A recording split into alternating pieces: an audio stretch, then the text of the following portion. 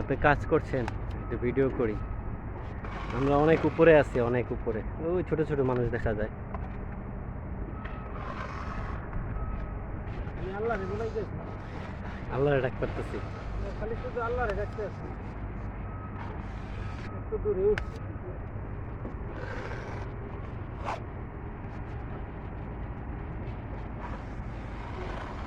পুরা দুবাই শহরে দেখা যাইতেছে, এত উপরে আছি। দুবাই শহরে আর আমার হাতের মুঠোর ভিতরে।